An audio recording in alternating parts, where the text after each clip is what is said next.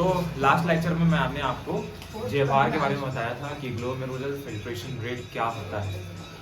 जो ग्लोमेरुलस की कैपिलरीज थी उनके द्वारा ब्लड का फिल्ट्रेशन होता है, ठीक है। ब्लड कॉर्पसेल्स और प्लाज्मा में डिसॉल्व्ड प्रोटीन को छोड़कर प्लाज्मा से मतलब ब्लड से सभी चीज़ें बोमिस कैप्सूल के कैविटी में आ जाएगी छन के, है ना, समझ में। तो ग्लोमेरुलस द्वारा ब्लड के इस फिल्ट्रेशन को हम लोग ग्लोमेरुलर फिल्ट्रेशन बोलते हैं, ठीक है। और इसके क्या बोलते हैं, इसके रेट को हम लोग क्या बोलते हैं, ग्लोमेरुलर फिल्ट्रेशन रेट बोल रहे हैं, है ना, जीएफआर बोल रहे हैं। एक दिन में 180 लीटर ब्लड ग्लोमेरुलस द्वारा फिल्ट्रेट होता है, हाँ या ना, ये भी पढ़े हैं। और पर सेकेंड 125 ml पर मिनट, सॉरी 125 ml पर मिनट ब्लड का फिल्ट्रेट होता है, ठीक। तो लास्ट लेक्चर में तुमने केवल समझाया था, कुछ बातें ही हैं, क्योंकि हम लोग थोड़ा सा डीपली समझ लिए थे, क्योंकि हम लोगों ने सेलुलर मॉडिफिकेशन देखा था एफरेंट आर्ट्रियोल और डिस्टल कॉन्वोल्यूटेड के कांटेक्ट पॉइंट पर, जो उसका लोकेशन था वहाँ पर हम लोगों ने डिस्टल कॉन्वोल्यूटेड टिब्यूल का मैक्युला डेंसा देखा था। एफरेंट आर्ट्रियोल डिस्टल कॉन्वोल्यूटेड की जो जंक्शन थी वहाँ पर हम लोगों ने कुछ सेल्स देखे थे जिसका नाम था जस्टाग्लोमेरुलर सेल, जो कि रेनिन रिलीज करेगा। और रेनिन जैसे ही जीएफआर गिरता है तो रेनिन क्या करता है, जीएफआर गिरने से जो जेजी सेल है वो एक्टिवेट होकर रेनिन रिलीज करते हैं, जो ग्लोमेरुलर फिल्ट्रेशन रेट को वापस बैक टू नॉर्मल कर देगा। लेकिन ये करेगा कैसे, वो करेगा बीपी बढ़ा के, ब्लड प्रेशर को बढ़ा के, ठीक है। तो कुछ नोट्स है इसको हम लोग थोड़ा सा लिख लेते हैं, ठीक है। तो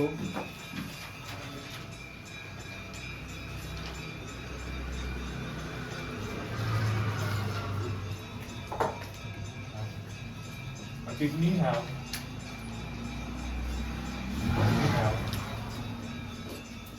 built-in mechanism.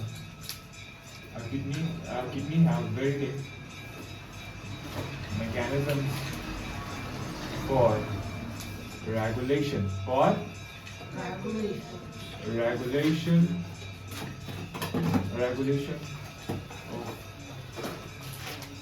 A kidney have built-in mechanism for regulation of glomerular filtration. Glomerular filtration rate, है ना। तो किडनी के पास अपना खुद का एक मैकेनिज्म जीएफआर रेगुलेट करने का, है ना। तो kidney have built in mechanism for built in regulation for mechanism for the regulation of glomerular filtration rate, आया ना, yes or no, समझ में आया नहीं आया।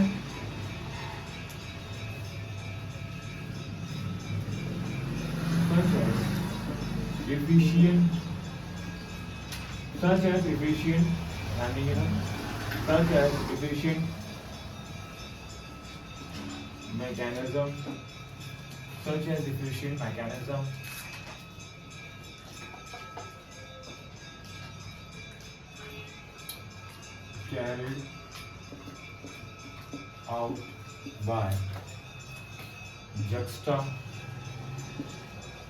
juxtaglomerular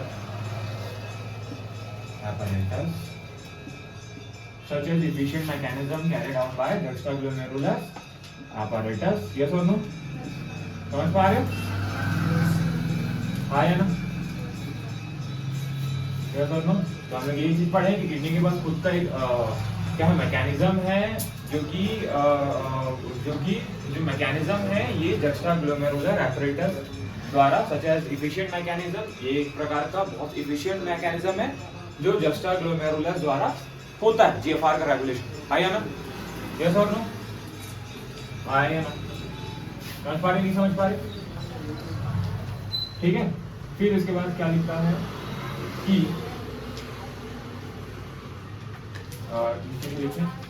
फिर इसके बाद क्या लिखते हैं, देखा था एनसीईआरटी थोड़ा सा।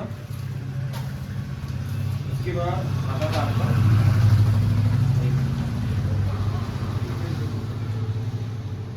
पढ़ रहे थे ना, हाँ magnesium carotene but juxtaglomerular JG. हाँ अब इसके बाद हम लोग लिखेंगे कि हम लोग जस्टा ग्लोमेरुलस एपरेटस हम लोग क्या बोल सकते हैं, जे जी ए। तो जे जी ए यानी juxta glomerulus apparatus is special sensitive region, special sensitive region आया ना, स्पेशल सेंसिटिव रीजन क्या लिखा है उसके आगे, special sensitive region which are formed by, ऐसा लिखा होगा ना, विच आर फॉर्म्ड बाय, ध्यान देंगे इधर, which are formed by cellular modification of, which are formed by cellular modification of distal convoluted tubule, yes or no, distal convoluted tubule and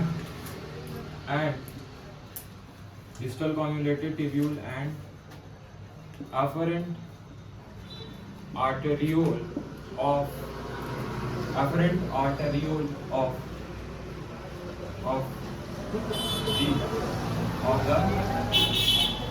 the their contact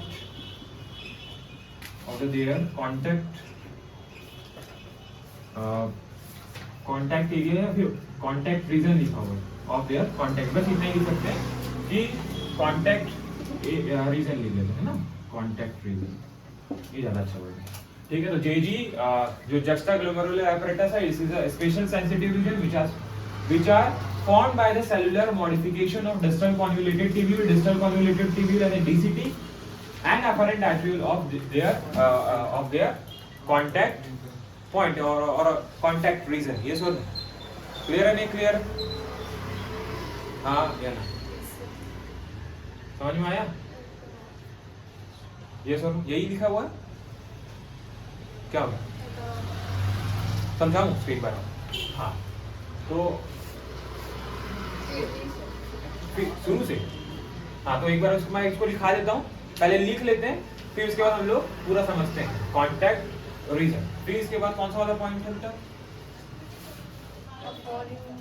हाँ आगे, ठीक है, अब दे बेटा इधर ध्यान दे, cellular modification of distal convoluted tubule and the afferent arteriole of their contact point, यहाँ पास क्या होगा, इस रीजन में सेलुलर मॉडिफिकेशन होता है डिस्टल कन्वोल्यूटेड ट्यूब्यूल और अफरेंट आर्टिकल का, और वो सेलुलर मॉडिफिकेशन के पास एक सेल्स होते हैं, मतलब सेल का मॉडिफिकेशन होता है, जिसको पर्टिकुलरली हम जेजी सेल बोल रहे थे, क्या बोल रहे थे, जस्टा ग्लोमेरुलर सेल बोल रहे थे, क्या बोल रहे थे, जस्टा ग्लोमेरुलर सेल, यस और नो, हाँ या ना, समझ में आ रहा है नहीं आ रहा बेटा, हाँ या ना, तो इनके कांटेक्ट पॉइंट पर बेटा ध्यान नहीं, इधर ध्यान दे बेटा,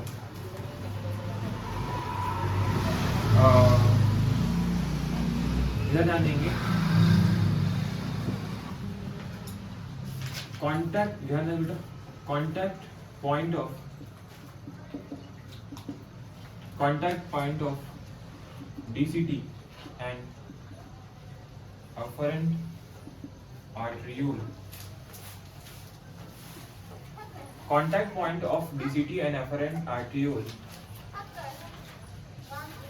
found, नहीं ऐसा नहीं लिखते, ये दिखा दो, ऐसा लिखो बेटा, ऐसा लिखो कि juxta glomerular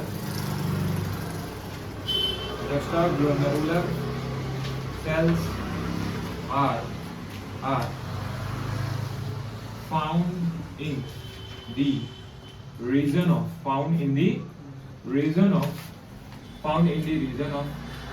distal convoluted tubule and found in the region of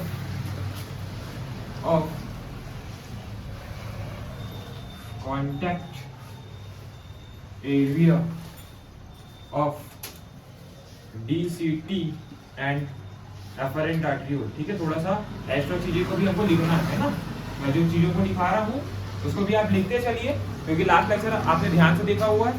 ठीक है, देखिए ध्यान देंगे, लास्ट लेक्चर अगर आपने नहीं देखा है तो आपको जरूर देखना चाहिए, क्योंकि ये लेक्चर तभी समझ में आएगा जब आपने लास्ट लेक्चर को देखा हुआ है। ठीक है, तो juxtaglomerular cell are found in the region of contact area of DCT and afferent artery और इसको हम लोग क्या बोलते हैं बेटा, ये juxtaglomerular cell को हम लोग JG सेल भी बोलते हैं। क्या बोलते हैं? JG सेल्स भी बोलते हैं। हाँ, juxtaglomerular cells, yes or no? अब ध्यान देंगे, इधर ध्यान देंगे, अगर a fall in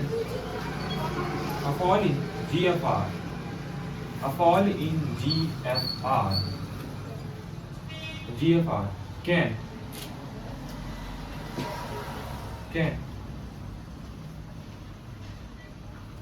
a fall in GFR क्या लिखा हुआ है? a fall in GFR,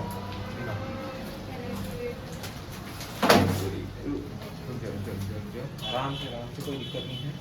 a fall in GFR,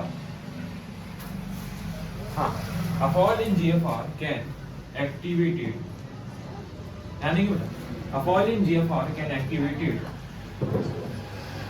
juxtaglomerular cell यानी JG cell, activated JG cell, a fall in GFR activated JG cells activated JG cells to release out renin, release out renin in the blood, and जैसे ही GFR में गिरावट आएगा JG cell क्या release कर देंगे? Rennin release करेंगे, आया ना?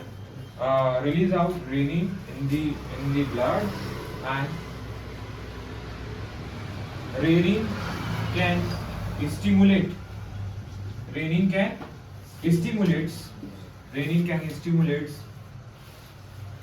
stimulates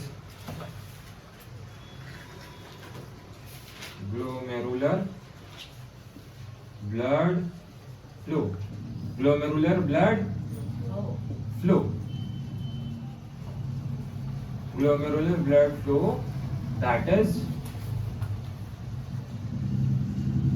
blood pressure, and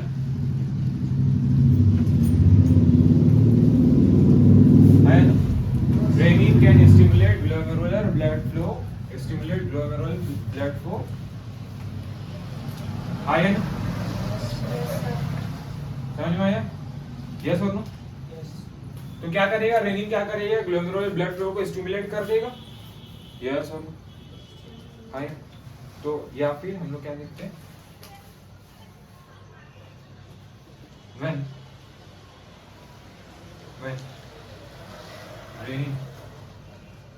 renin release into the blood, the blood pressure will increases,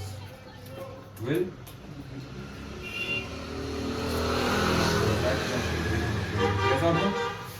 High, the blood pressure will increases, yes or no? समझ पा रहे या नहीं समझ पा रहे बेटा?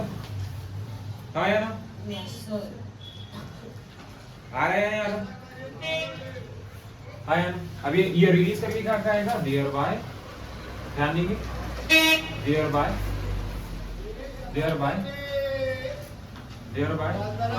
GFR back to normal state, thereby GFR back to normal, then thereby the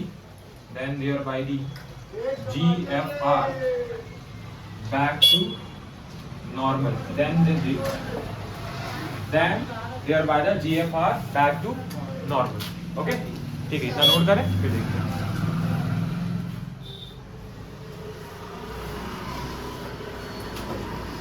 ठीक है, तो अब हम लोग आगे के बारे में बात करेंगे। ध्यान देंगे कि मैं आपको बताया था कि जो नॉर्मल जो जीएफआर होती है एक इंसान, है ना, जो जीएफआर होता है ना, ये 1 मिनट में 125 ml पर मिनट होता है। 125 ml पर मिनट होता है और nearly about 180 litre per day का होता है।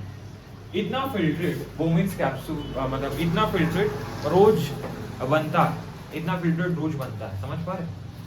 तो आप जो यूरिन रिलीज करते हैं उसे कंपेयर में ये बहुत ज्यादा है। जो फिल्ट्रेट बना हुआ है पर डे, जो फिल्ट्रेट बन रहा है पर डे, फिल्ट्रेट कितना बन रहा है? कितना फिल्ट्रेट बन रहा है? कितना फिल्ट्रेट बन रहा है बेटा? कितना बन रहा है? 180 लीटर पर डे बन रहा है। लेकिन आप यूरिन कितना रिलीज कर रहे हैं? आप कितना यूरिन बाहर कर रहे हैं? कितना यूरिन रिलीज कर रहे हैं? केवल और केवल लगभग 1.5 लीटर ही करेगा। 1.5 लीटर एक दिन में आप रिलीज करते हैं। तो मेरे को बात बताओ, इसमें और इसमें जमीन और आसमान का फर्क है? आया ना? ये इसका 1% भी नहीं दिख रहा है, 1% भी नहीं दिख रहा है। ये सर 1% भी नहीं दिख रहा है। मतलब एक चीज क्लियर है कि जो फिल्ट्रेट बन रहा है, जो फिल्ट्रेट बन रहा है उसका 99.9% जो फिल्ट्रेट बना हुआ है उसको रीअब्सॉर्ब कर लिया जाएगा रेनल टिब्यूल के, जो नेफ्रॉन के अलग अलग टिब्यूल्स हैं, नेफ्रॉन के डिफरेंट सेगमेंट्स हैं, उनके द्वारा उसको क्या कर लिया जाएगा? रीअब्सॉर्ब कर लिया जाएगा, पुनः अवशोषित कर लिया जाएगा वापस। समझ पा रहे? क्यों पुनः अवशोषित कर लिया? क्योंकि उसमें मिनरल्स हैं, प्लाज्मा के कंपोनेंट्स हैं, तो वो अगर ब्लड में आ जाएंगे तो बड़ा दिक्कत, मतलब यूरिन से पास हो जाएंगे तो दिक्कत हो जाएगा ना भैया। आप तो कमजोरी आ जाएगा, ये तो किडनी फेल्योर वाली स्थिति है। तो उन सारी चीजों को वापस से रीअब्सॉर्ब करना बहुत जरूरी है। ये सुनो, हाँ या ना? समझ पाए? तो देखो GFR 125 ml पर मिनट बन रहा है, 125 लीटर 180 लीटर पर डे बनता है। आया ना? मतलब जो फिल्ट्रेट है, ये सुनो, जो फिल्ट्रेट है ये 180 लीटर पर डे बन रहा है। आया ना? ये सुनो, फिल्ट्रेट कौन? जो ग्लोमेरुलस से छनकर कहाँ जा रहा है? बोमिक्स कैप्सूल की कैविटीज। आया ना? जो यहाँ आ जा रहा है बेटा, यहाँ आ जा रहा है, यहाँ आता जा रहा है ना? यहाँ आता जा रहा है, जो वो एक दिन में जो यहाँ से फिल्ट्रेट पास हो रहा है वो लगभग 180 लीटर पर डे है। लेकिन जो हम यूरिन पास करते हैं वो 125 लीटर पर डे, 125 लीटर। मतलब इतना एक चीज समझ में आता है कि 99.9% ऑफ फिल्ट्रेट जो है, 99% जो फिल्ट्रेट है, जो फिल्ट्रेट है ये क्या कर लिया जाएगा? 99% of filtrate has to be reabsorbed. Yes or no? Yes, sir. Has to be reabsorbed.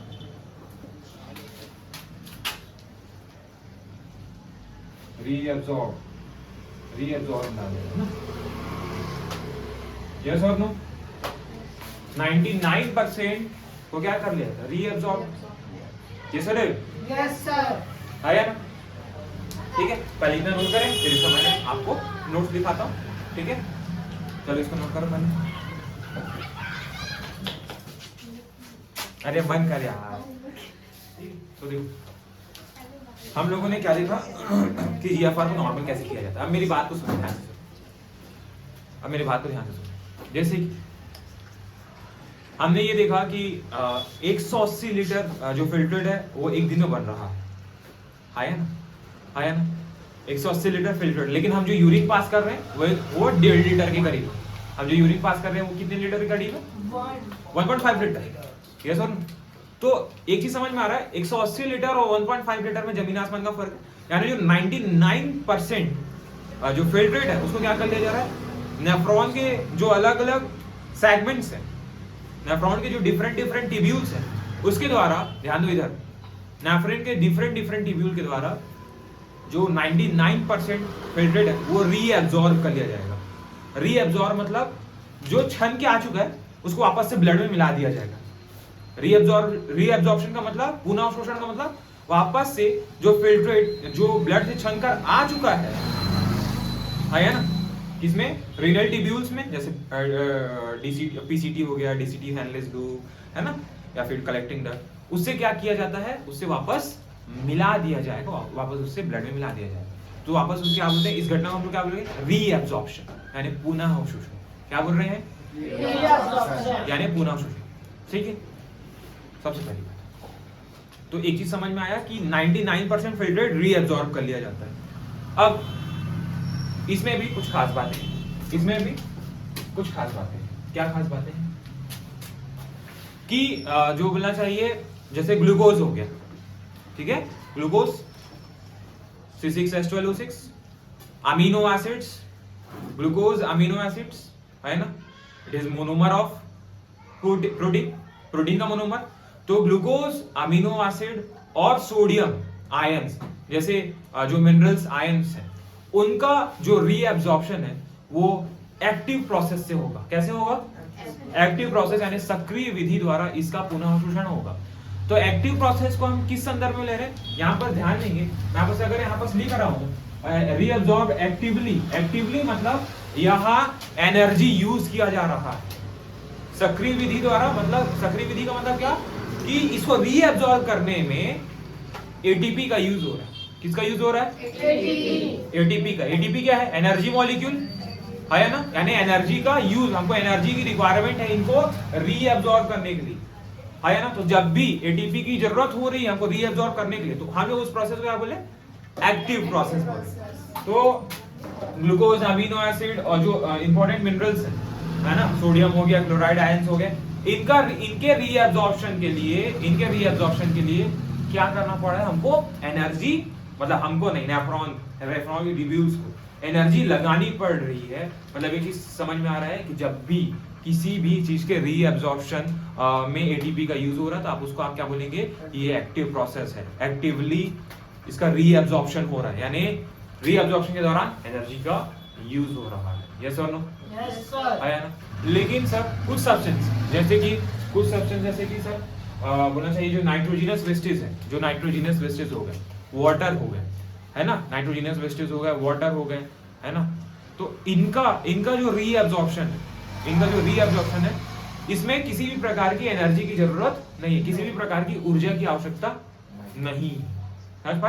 तो जब एनर्जी की रिक्वायरमेंट नहीं है, तो हम लोग इस प्रोसेस को बोलेंगे पैसिव प्रोसेस, यानी निष्क्रिय विधि द्वारा इनका पुनः अवशोषण हो रहा है। यस और no, let's look at the comparison of the volume of the filtrate per day is 180 liter per day with that of urine is 1.5 liter per day, suggests that nearly about 99% of filtrate has to be reabsorbed by the renal tissue, है ना। तो जो एक दिन में जो बोलना चाहिए जो फिल्ट्रेट बन रहा है वो 180 लीटर पर डे है, लेकिन जो हम लोग यूरिन पास कर रहे हैं वो 1.5 लीटर होते हैं। मतलब इसका मतलब ये है कि 99% जो फिल्ट्रेट है वो रीअब्सॉर्ब कर लिया जाएगा रिनल ट्यूब्यूल्स के द्वारा, और इस प्रोसेस को हम लोग क्या बोलेंगे, रीअब्सॉर्प्शन बोलेंगे। आया ना। नेफ्रॉन के एपिथेलियल सेल्स द्वारा यह रीअब्सॉर्प्शन नेफ्रॉन के डिफरेंट सेगमेंट्स में होगा, जो कि एक्टिवली हो सकता है और पैसिवली भी हो सकता है। एक्टिव मैकेनिज्म से भी हो सकता है और पैसिव यानी सक्रिय विधि और निष्क्रिय। एक्टिव और पैसिव प्रोसेस हम लोग किस के रेस्पेक्ट में हो रहे हैं, कि एनर्जी यूज हो रही है या एनर्जी नहीं यूज हो रही है, और एनर्जी किस फॉर्म में, एटीपी, एडिनोसिन ट्राइफॉस्फेट। यस और no. For example of the substance like glucose, amino acid and sodium and the different kinds of the minerals, जो मिनरल्स है हमारे ब्लड में, उनका जो एब्जॉर्प्शन है एक्टिवली हो रहा है ना। यहाँ पर लिखा है substance like etcetera for the filtrate is reabsorbed by actively, whereas the nitrogen wastes are the absorbed by the passive transported। मतलब इसमें किसी भी प्रकार की हमको एनर्जी नहीं लग रही, जो नाइट्रोजन वेस्टेज है, इवन वाटर आल्सो, है ना। तो reabsorption by the water also occurs the passively in the initial segments of nephron, यानी नेफ्रॉन के कुछ इनिशियल सेगमेंट्स है जहां क्या होता है, या जो वाटर का रीअब्जॉर्प्शन है वो पैसिवली होगा। ओके, ठीक है। तो हम लोग नेक्स्ट लेक्चर में, हालांकि आज का लेक्चर छोटा है, नेक्स्ट लेक्चर में हम लोग जो नेफ्रॉन के डिफरेंट पार्ट्स में कैसे रीअब्जॉर्प्शन कैसे होगा, किसका रीअब्जॉर्प्शन होगा, कौन एक्टिवली होगा, कौन पैसिवली होगा, ध्यान देंगे। इसके अलावा क्या होता है फिल्ट्रेट में कुछ ऐसे जैसे कि नाइट्रोजनस वेस्टेज हो गए, है ना, जैसे कि पोटेशियम आयन हो गया, अमोनियम आयन हो गया, इनको फिल्ट्रेट में मिला दिया जाता है। जो ब्लड से इसको फिल्ट्रेट में मिला दिया जाएगा। कहाँ मिला दिया जाएगा? फिल्ट्रेट में मिला दिया जाएगा। तो हम लोग इसको बोलते हैं रीनल ट्यूब्यूल्स में हम क्या कर रहे हैं, इसका सीक्रेशन कर रहे हैं। समझ पा रहे? हाँ या ना? ताकि बॉडी की ऑस्मोलैरिटी यानी जो यूरिन फॉर्मेशन का जो मैकेनिज्म है वो इफेक्टिवली करने के लिए, यानी बॉडी के ऑस्मो रेगुलेशन यानी परासरण नियमन को बनाए रखने के लिए कुछ आयंस और कुछ केमिकल कंपोनेंट्स क्या किए जाएंगे, फिल्ट्रेट में मिला दिए जाएंगे। ब्लड से फिल्ट्रेट में मिला रहे हैं। एब्जॉर्प्शन क्या है कि फिल्ट्रेट से ब्लड में वापस निकाल ले रहे हैं हम लोग उसको 99%, लेकिन कुछ सब्सटेंस ब्लड से वापस फिल्ट्रेट में मिला दिया जाएगा। तो इस प्रोसेस को हम लोग बोलेंगे बेटा सिक्रीशन। क्या बोलेंगे इस प्रोसेस को? सिक्रीशन। ठीक है, तो हम लोग नेक्स्ट क्लास में क्या करने वाले हैं? सिक्रीशन और जो रीअब्जॉर्प्शन है ये डिफरेंट पार्ट्स में और उनके फंक्शन खास करके, जैसे पीसीडी हो गया, फिर उसके बाद एनालिस लूप हो गया, टीसीडी हो गया, है ना, इनके फंक्शंस को पढ़ने वाले हैं। और हम लोग यूरिन फॉर्मेशन की जो मैकेनिज्म है जिसको हम लोग बोलते हैं काउंटर करंट मैकेनिज्म, इस मैकेनिज्म को हम लोग नेक्स्ट लेक्चर में करने वाले हैं। आज का लेक्चर छोटा है, ठीक है, तो हम लोग नेक्स्ट लेक्चर में ही मिलेंगे। और बस आपको क्या करना है, वीडियो को शेयर करना है उन तक जिनको इसकी जरूरत है। समझ पा रहे हैं? क्योंकि और हमेशा एक बात याद रखें कि घमंड कभी ना करें, क्योंकि गुल्लक को भी भरने से पहले यही लगता है कि सारा पैसा उसका है। ठीक है, मिलते हैं नेक्स्ट लेक्चर।